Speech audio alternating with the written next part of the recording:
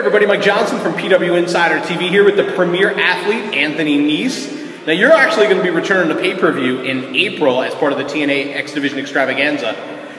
You were with TNA in the X-Division, part of that resurgence of it in 2012, and then something interesting happened where you got the opportunity to wrestle Great Muta, and the show was going to be on iPPV, and you decided, I'd rather opt out of my TNA deal than miss the chance to wrestle Muta. So was it weird when they called you to come back and do the pay-per-view again? It wasn't weird. It was because I never left on bad terms. They understood what I was, what I wanted to do. I wanted to get more work out there, and they didn't really have anything for me. And they straight up said that they'll call me again if anything ever comes up. And they came up with this whole X-Division pay-per-view. Called me up, asked me if I want to be a part of it, and of course I wasn't going to turn that down. Now the obvious question is, TNA was giving you semi-regular dates. You weren't on every week, obviously, but you had the chance to get more dates. Was it still worth it to say, hey, let me opt out of the deal to wrestle Muta when you look back on it? Yeah, honestly, my work has definitely gone up ever since I left TNA. See, what happened was I wasn't really known going into TNA, and then I wasn't able to do shows while I was with them, and they weren't using me as well. So I kind of got a little bit of a name being there, and then since I left to go do the Muta thing, my name kind of got built up a little bit, and I started getting more bookings, and now I'm working more regularly, and as of right now, I'm definitely making a lot more than I would have if I stuck with them and was at the same schedule as I was when I was there. So you kind of took a step back to take a step forward. Yeah, exactly. I don't put down ever, maybe going back there or anything. I just knew that I'm young, and I didn't want to just sit in kind of wrestling purgatory and just be forgotten about and get too old to really do anything with my career. Kind of trying to prevent the bitterness before it sets in. Yeah, exactly. And I would definitely go back there. I'm shooting for anywhere really right now. Obviously, it was a good experience because now I know, the types of deals there are out there in wrestling, and that type of deal I would probably never do again because, as you can see, that what happened to me is what could happen again. So now I kind of know before I go somewhere what I'll be getting myself into. Right. Now you're another one of those guys from the NYWC school in Long Island. Talk a little bit about your background and what first brought you to pro wrestling. I was always obviously a huge WWF fan, and I became a huge ECW fan and everything. I started learning about independent wrestling, and there was a local company called HWA. It was the Hardcore Wrestling Alliance, and it was headed by Mikey Whipwreck. And I found out about one of the shows, so I ended up going there, and I fell in love with just all types of wrestling. I didn't even know independent wrestling really existed yet, and that just blew my mind. Then I started seeing flyers for their school and everything, and from that day on, I was like, when I'm old enough, I'm joining a wrestling school. I'm definitely trying this stuff. So, obviously you trained under Mikey. Talk about him as a trainer. People know him as obviously an on-screen personality and as a worker. What's it like training under someone who's pretty much a perfectionist? It was one of the most intimidating things ever, and I'm sure you've heard it from anyone who's trained with Mikey. He made you earn his respect, and he was a perfectionist. Anytime you did something, he will pick it apart. And you'll do something so good, and you'll look at him for that approval, and he'll just rip it apart a whole other way that you never even knew that was wrong. And when it comes to and the thing is, you could tell he really liked to preach from Taz's House of Hardcore. And I was able to talk to Taz about that. And again, he's another perfectionist, so I see where Mikey got it from. And I heard Taz was even more ruthless when it came to earning his respect. So Mikey kind of I guess took advice from Taz on how to train students and everything.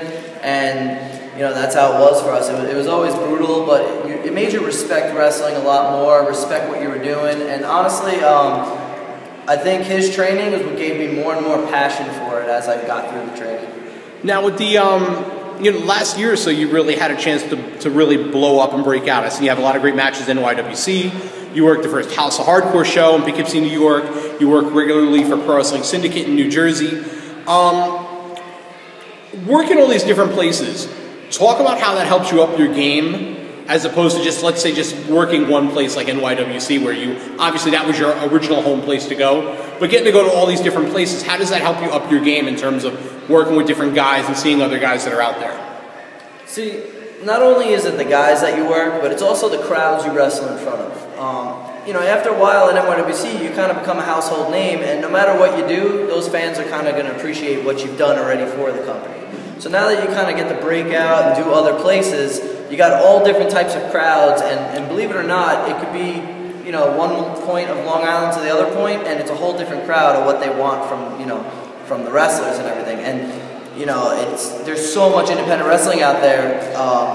It's hard for people. It's hard for you to get your name out more, even though, like, with all the social media, I feel like other places I go, fans don't really know exactly who I am yet. Some will, but some won't, and that really makes you up your game, because, you know, your whole goal is to just be known by absolutely everybody. You know, that's everyone's goal in wrestling. So, you know, any place I go to now, I'm always trying to just be the guy that everyone's talking about after the show. You know, be the match that was always match of the night. Now, your work ethic in the ring is, in the last couple of years, it's one of the ones that when I watch, I go, all right, no matter what, he's going to have a great match. Kind of like I see Dynamite Kid, Davey Richards, Chris Benoit, before that name was taboo.